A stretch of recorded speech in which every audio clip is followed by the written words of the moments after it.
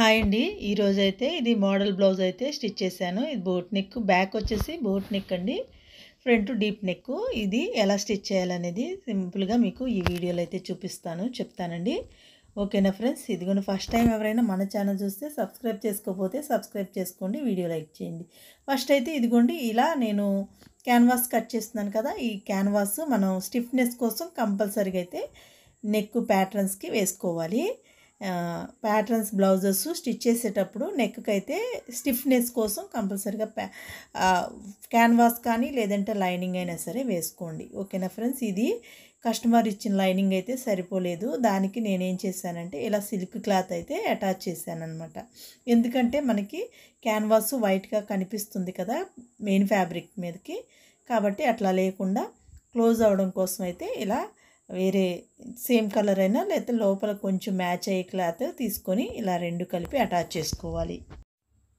ఓకేనండి, అర్థమైంది కదా. ఇది ఫస్ట్ అయితే ఫ్యాబ్రిక్ మీద లైనింగ్ కానీ ఏదైనా సరే, లేదా మెయిన్ క్యాన్వాస్ మిడిల్లో ఉండాలి మనకి.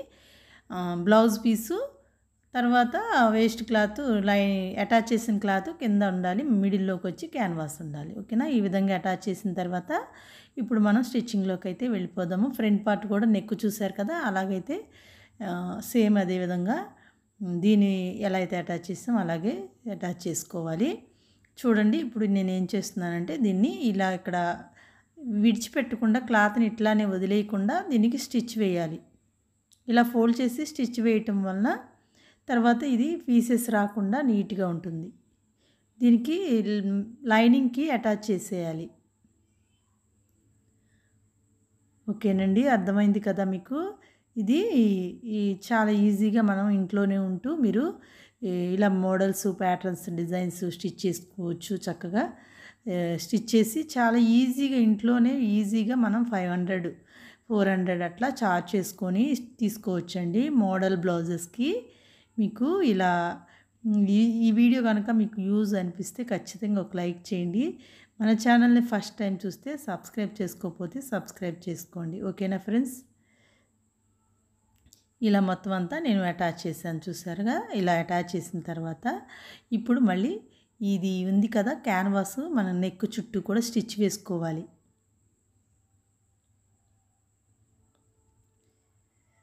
అంటే మెయిన్ ఫ్యాబ్రిక్ మీద వేసుకోవాలి. ఇది కట్ చేసుకోవాలి. మీకు ఇది అర్థం అవ్వాలని చెప్పి ఇక్కడ ఎక్కడ కూడా స్కిప్ చేయకుండా మొత్తం అంతా వీడియో మొత్తం అంతా ప్లే చేస్తున్నానండి. ఓకేనా ఫ్రెండ్స్? ఓకేనండి.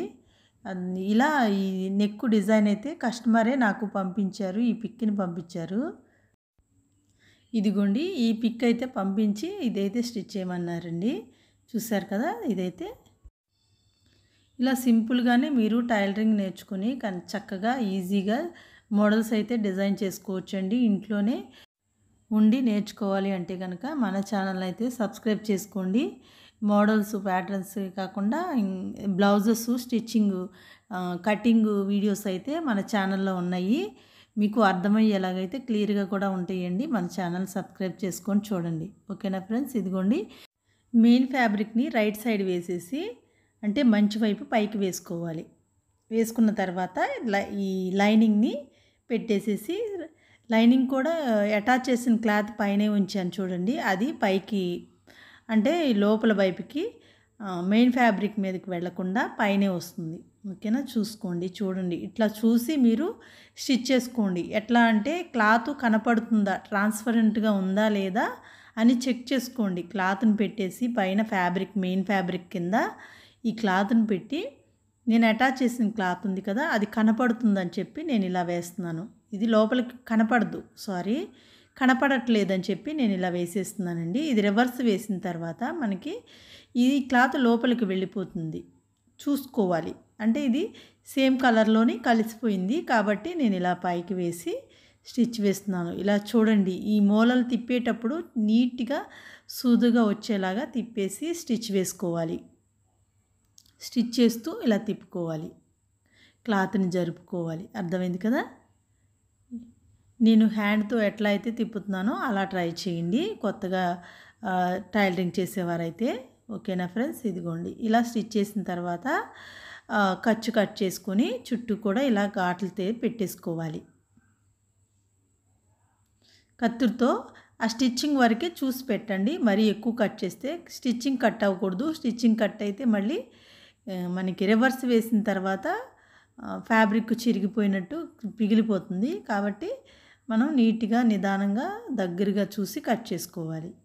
ఇలా చుట్టూ కూడా కట్ చేసి చుట్టూ మళ్ళీ ఇది ఈ ఇటువైపుకి మనకి రివర్స్ వేసినప్పుడు తిరగాలి అంటే కనుక ఇదిగోండి ఈ రౌండ్, కాబట్టి ఈ రౌండ్లో ఖచ్చితంగా ఇలా ఘాట్లు చిన్న చిన్నగా అయితే పెట్టేసుకోవాలి.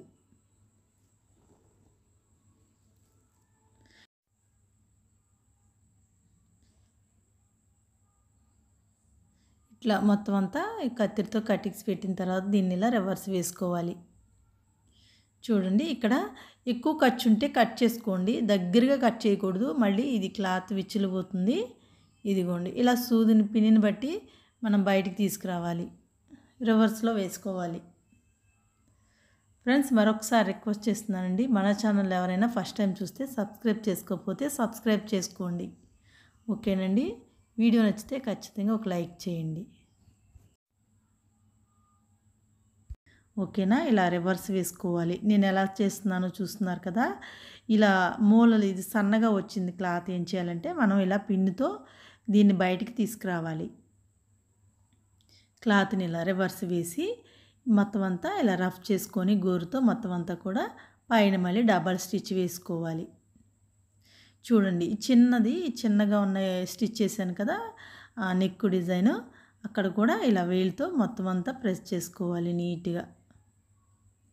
ఇప్పుడు ఇలా పైన స్టిచ్ వేసుకోవాలి, చివరిగా వేసుకోండి, నీట్గా ఉంటుంది.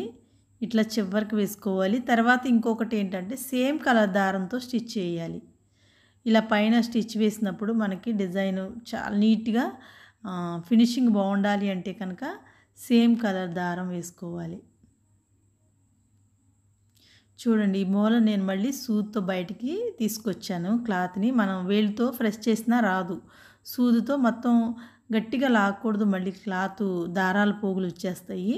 చూసి దానిని నీట్గా క్లాత్ ఎక్కువ పెట్టి బయటికి తీసుకురావాలి. అప్పుడే దారాల పోగులు రాకుండా నీట్గా క్లాతే వస్తుంది మనకి రివర్స్లోని. ఓకేనా, ఈ విధంగా ఫ్యాబ్రిక్ని ఇలా మనం ప్రెస్ చేసుకొని నేను ఫ్యాబ్రిక్ లైనింగ్ సమానంగా ఉండేటట్టుగా చూసి ఇలా స్టిచ్ వేసుకోవాలి.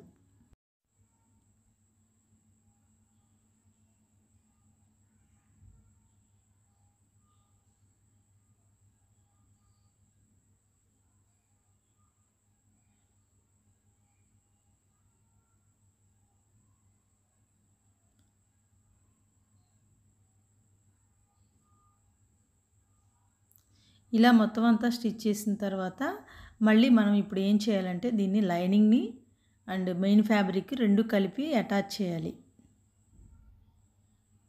ఇదిగోండి ఇట్లా ఈ విధంగా రెండు కలిపి స్టిచ్ వేసుకోవాలి. ఇక్కడ మెయిన్ క్లాత్ ఏమవుతుందంటే పక్కకి జరిగిపోతుందండి. మనకి నెక్ తిప్పేసరికి క్లాతులు కొంచెం హెచ్చు తగులు వస్తూ ఉంటాయి. అట్లా రాకుండా ఉండాలంటే కనుక ముందే మనం ఏం చేయాలి, నెక్ మీద స్టిచ్ వేసుకొని మిడిల్లోకి పిన్ పెట్టుకోవాలి. 2-3 పిన్స్ పెట్టేసుకుంటే క్లాత్ అటు ఇటు జరిగిపోకుండా కరెక్ట్గా అయితే వచ్చేస్తుంది. ఓకేనండి, ఇలా ఇది మొత్తం అంతా స్టిచ్ వేసేసుకోవాలి. ఇలా వేసిన తర్వాత కట్ చేసుకోవాలి. మిగిలిన ఖర్చు అంతా కట్ చేసేసుకొని దీనికి బ్యాక్ పార్ట్ కదా, దీనికైతే నడుం బెల్ట్ వేసుకోవాలండి. నడుం బెల్ట్ వేసుకొని ఈ బ్యాక్ పార్ట్ డాట్స్ వేసుకోవాలి. ఇలా అయితే మొత్తం ఇది స్టిచ్చింగ్ వీడియో అయితే కాదు కదా మొత్తం అంతా. ఇది చూడండి క్లాత్ అయితే హ్యాండ్స్కి బొట్ట చేతులు చెప్పారు. ఇది బొట్ట చేతులు అయితే దానికి చిన్న బార్డర్ పెట్టేసి దీనికి పెద్ద బార్డర్ పెట్టి వేశాను. చాలా బాగా వచ్చింది బ్లౌజ్ మోడల్ కూడా. ఇది బ్లౌజ్ మొత్తం వీడియో కాదు కాబట్టి నేను సింపుల్గా నెక్ వరకే పెట్టానండి. తర్వాత స్లీవ్స్ అంటే హ్యాండ్స్ బొట్ట చేతులు అది ఎలా స్టిచ్ చేయాలనేది ఆ వీడియో కూడా నెక్స్ట్ వీడియోలో పోస్ట్ చేస్తాను. ఓకేనండి, ఇలా మనం నెక్ వరకు స్టిచ్ చేసిన తర్వాత మొత్తం ఫ్రంట్ పార్ట్ బ్యాక్ పార్ట్ రెండు రెడీ చేసుకొని షోల్డర్స్ అతికించేసి ఇప్పుడు ఇలా హ్యాండ్స్ అయితే అటాచ్ చేయాలి. ఓకేనా. ఫైనల్గా మీకు బ్లౌజ్ లుక్ ఎలా ఉందనేది చూపిస్తాను.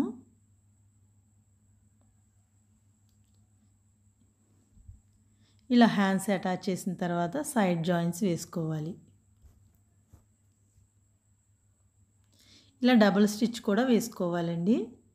మనం బ్లౌజెస్కి కంపల్సరీగా అయితే డబుల్ స్టిచ్ వేయాలి.